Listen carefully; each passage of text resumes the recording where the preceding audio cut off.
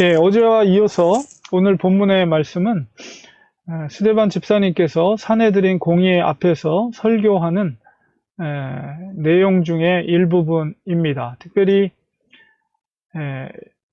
이 스데반 집사님께서 사내들인 공의에 있는 종교 지도자들 앞에서 말씀을 전할 때 이스라엘의 역사를 아브라함으로 시작해서 이제 솔로몬 때까지 그 관점을 가지고 그 나름대로의 관점을 가지고 그 이스라엘의 역사를 전체적으로 살펴보면서 그 속에서 그 말씀을 듣고 있는 사내들인에 있었던 종교 지도자들, 바리새인과 대제사장과 이런 서기관들에게 그 강력한 메시지를 선포하고 있습니다. 그래서 우리가 이 긴 그 이스라엘의 역사를 스테반 집사님 말씀하실 때 우리가 그 어떤 관점에서 그것을 보는가라고 했을 때 우리가 살펴봤던 본문의 내용이 그 관점의 내용이 51절, 53절까지 그 관점을 가지고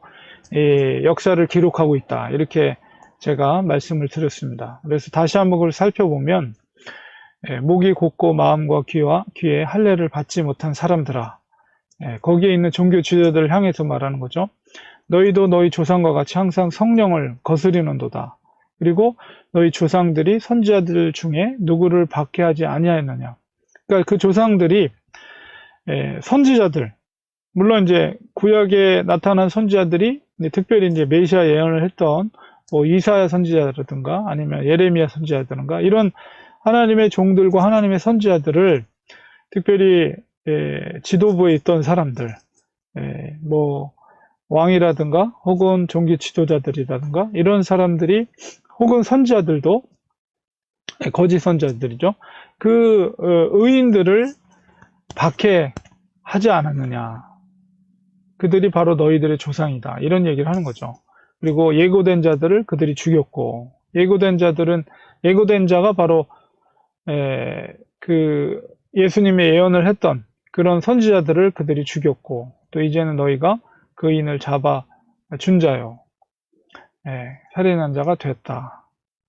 그래서 이 예수 그리스도에 대해서 지칭하면서 이제 그 말씀을 듣고 있는 종교 지도자들에게 이야기를 하고 있는 것입니다. 그런 관점 속에서 오늘 이제 요셉의 이야기를 이제 스테반 집사님이 말씀하고 있는 거예요. 여기서도 그 51절에 있었던 것처럼 너희 조상들과 같이 그런 조상이라는 말을 표현했던 것처럼 9절에도 여러 조상이 요셉을 시기하였다. 그래서 여기서 이제 요셉과 나머지 형제들을 구분하는데 나머지 형제들을 조상이다 이렇게 표현하고 있죠. 그리고 요셉을 일종의 메시아의 그림자로서 메시아를 지칭하는 것처럼 이렇게 둘로 갈라서 표현을 하고 있습니다. 그래서 여러 조상이라는 것, 너희들의 조상, 그러니까 뭐 우리들의 조상, 너희들의 조상이 요셉을 시기해서 애굽에 팔았더니 하나님이 그와 함께 계셨다. 여기서 요셉과 함께 하셨다. 그러니까 결국 그 조상의 완악함, 조상의 패역함을 일부러 이스라엘의 역사 속에서 부각해서 그것을 나타내고 있고, 결과적으로는 이제 뒤에서 우리가 51절, 52절, 53절에서 스테반 집사님이 궁극적으로 알렸던 메시지가 이 이스라엘의 역사 속에서도 녹아져서 표현되고 있는 거예요. 그래서 이제 뒤에 있는 우리가 그림이 이제 요셉이 형제들에 의해서 미디안 상인에게 팔려가는 모습이죠. 결국 이 형제들이 요셉을 이렇게 팔아서 미디안 상인에게 넘겼던 것은 시기했다는 거죠. 그 지금 스테반 집사님이 그 종교 지도자들 앞에서 그것을 은연중에 표현하는 것은 뭐냐면, 왜 너희들이 예수님을 죽였는가? 또 유사하게도 가룟 유다에서 은전 30전에 예수님이 팔려갔잖아요. 유사성이 있죠, 요셉과도. 그래서 왜 요셉을 그리고 왜 너희들이 예수님을 죽였는가? 그 마음속에 시기함이 있다는 거죠. 그러니까 자기들보다도 더 사람들이 예수님을 추종하고 예수님을 존중하고 어떤 영적으로 종교적으로 그를 더 지지하는 국민들, 백성들, 그것에 대한 시기심, 그리고 그것에 대한 어떤 도전, 우리 종교적인 어떤 기득권에 대한 도전, 이런 것이 결국 예수님을 십자가에 죽게 했다라는 어떤 은연중에 그런 표현을 바로 요셉이 조상들에 의해서 시기하여 애굽에 팔려갔다는 그 말씀 속에 그런 의미가 담겨져 있습니다. 그러나 그런 요셉에게 하나님께서 함께 하셨다. 역시 예수님, 너희들이 죽인 예수님, 그러나 예수님, 하나님께서 예수님과 함께 하셔서 죽음의 권세를 깨고 다시 살리셨다. 이런 의도가 담겨져 있는 거예요. 그래서 그 모든 환난에서 건져내사, 하나님이 요셉과 함께함으로 그 모든 환난에서 그를 건져내셨다. 예수님께서도 역시 그렇게 환난과 역경과 죽음에까지, 십자가에서 그런 비참한 죽음에까지 처했지만 그 하나님께서 예수님과 함께 하셔서 그를 환난에서 건져내셨다. 죽음의 권세에서 건져내셨다. 이 얘기를 하는 거예요. 그래서 결국은 애굽 왕 바로 앞에서 은총과 지혜를 주심에 바로가 그를 애굽과 자기 온 집의 통치자로 세웠다. 역시 비슷하죠. 주님 하나님께서 예수님을 죽음의 권세에서 일으켜 세우셔서 그를 가장 높은 보좌, 왕의 권세에 높이시고 세상을 다스리는 모든 권세를 그에게 주셨다.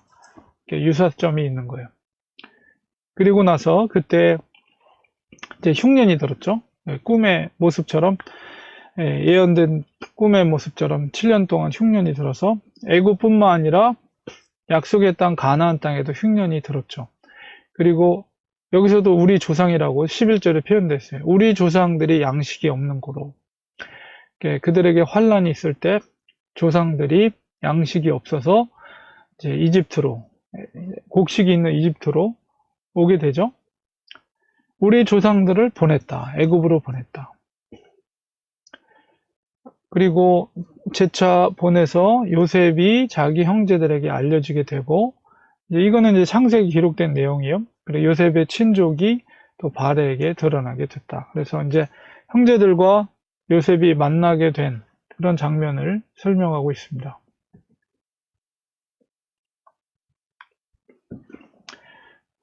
그리고 이제 형제들은 요셉을 시기해서 아버지에게는 죽었다고 거짓말하고 애굽으로 팔았지만은 하나님은 역전을 시키셨죠. 그래서 형제들을 구원하는, 더불어서 요셉이 사람을 보내서 아버지 야곱 그리고 모든 가족들을 이제 애굽으로 이주하게 하는, 왜냐하면 약속의 땅이지만 흉년이 들었기 때문에 더 이상 그 땅에서 살 수 없어서 결국 요셉에 의해서 이집트로 이주를 해서 모든 조상들은, 형제들은 요셉을 팔았지만 오히려 요셉은 그 조상들을 구원하는 역할을 한 거죠. 아무리 약속의 땅이지만 흉년이 들어서 살 수 없는 그곳에서 이 곡식이 있었던 애굽으로 이주하게 된, 결국 그 모든 조상들을 구원시키는 역할을 요셉이 하게 된 거죠. 그래서 야곱이 애굽으로 와서 거기서 죽음을 맞이하지만 세겜으로, 유언대로 세겜으로 옮겨져서 그 세겜에 아브라함이 샀던 하몰 자손의 은으로 산 그 무덤에서 장사되게 되죠. 그래서 결국은 요셉의 이야기를 이렇게 하는 것은 바로 그 조상들의 완악함, 그 완악함이 너희들과 마찬가지다 라는 것을 이야기하기 위해서 스데반 집사님이 지금 요셉의 이야기를 하고 있는 것입니다.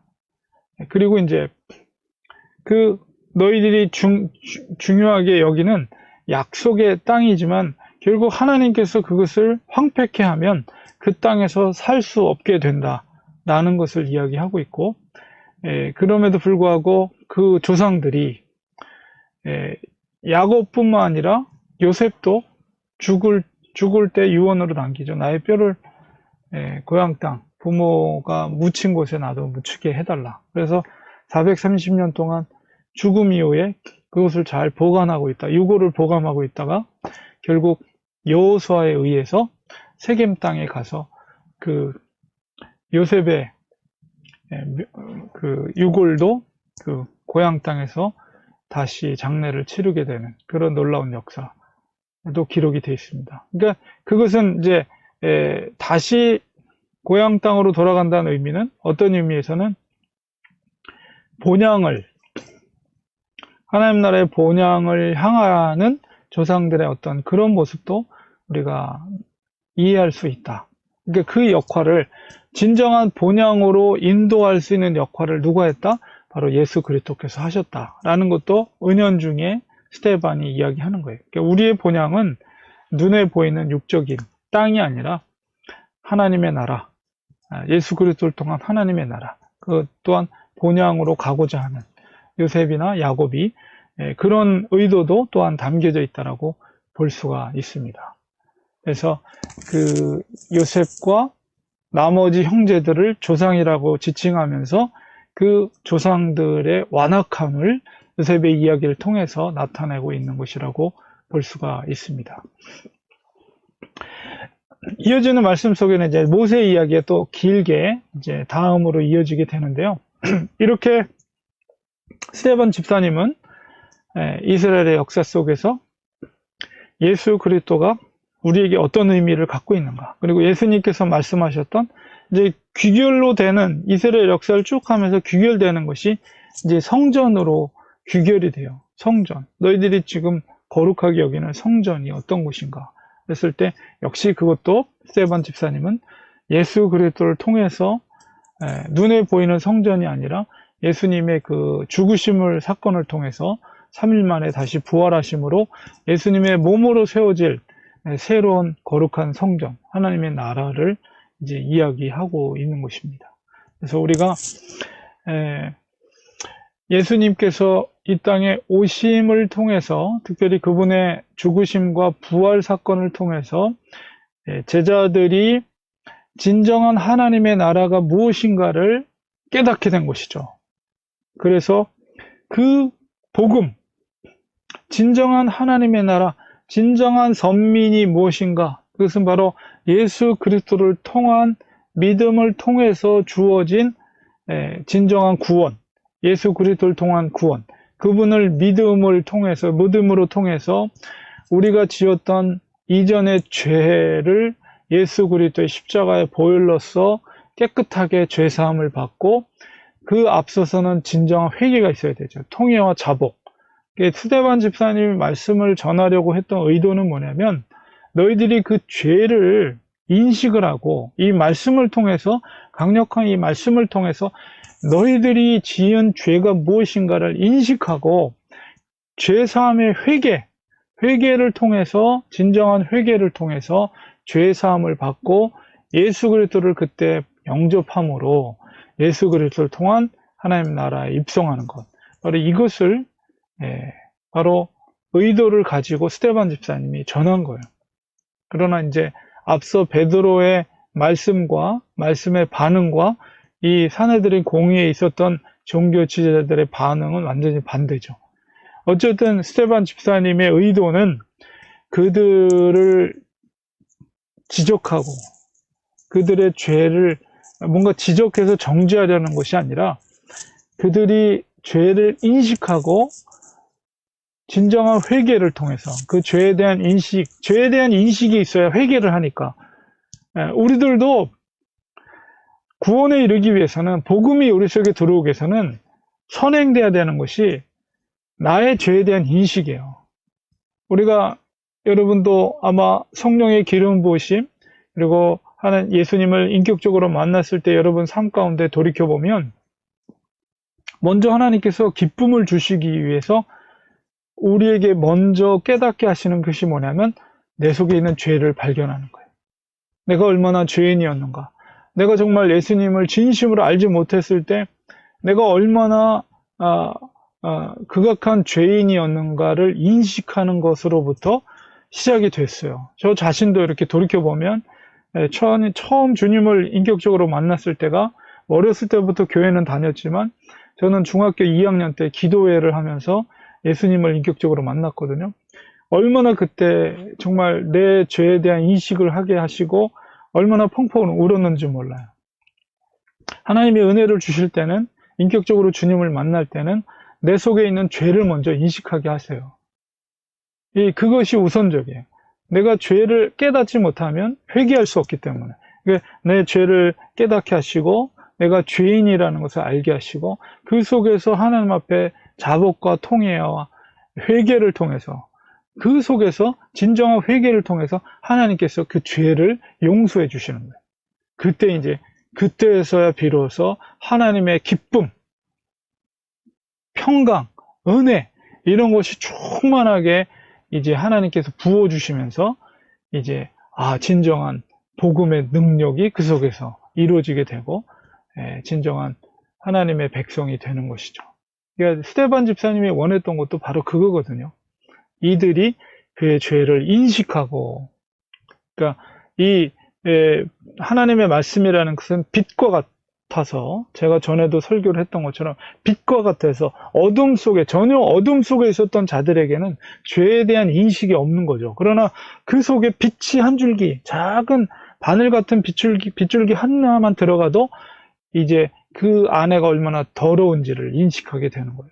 그래서 죄에 대한 인식이 있을 때 그 속에서 진정한 회개, 통회 이것이 일어나게 되고 항상 부흥이 있었던 교회 역사 속에서 부흥이 있었던 곳에서는 제일 먼저 출발이 뭐냐면 죄에 대한 인식이에요.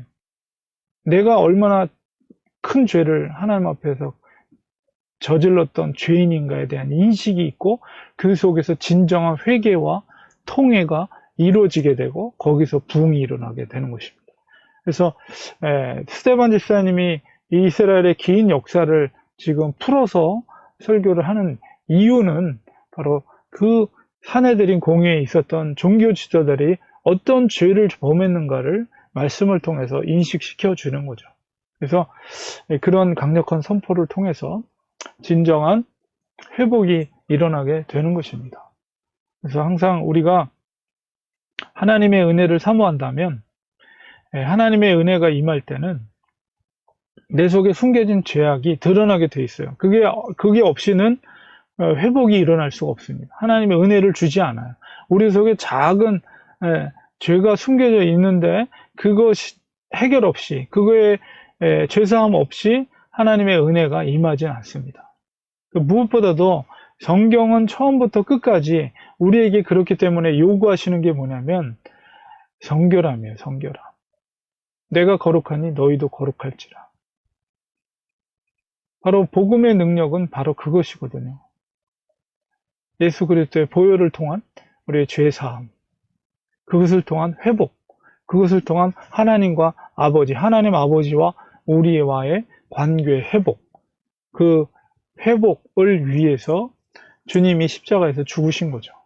그러니까 그러므로 우리 속에 죄에 대한 드러남이 있어야 돼요. 하나님의 은혜가 임할 때.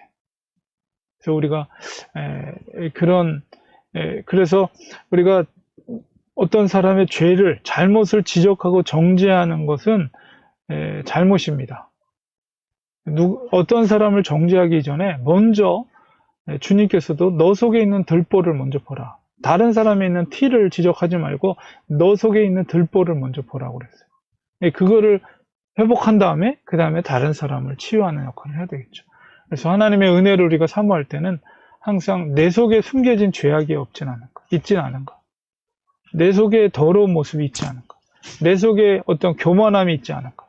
나 자신, 말씀 앞에서 나 자신을 바라봐야 되고 나의 죄 인식을 깨닫고 그다음에 그 속에서의 진정한 회개를 통해서 하나님의 은혜가 임하게 됩니다. 항상 이거는 가장 중요한 거예요.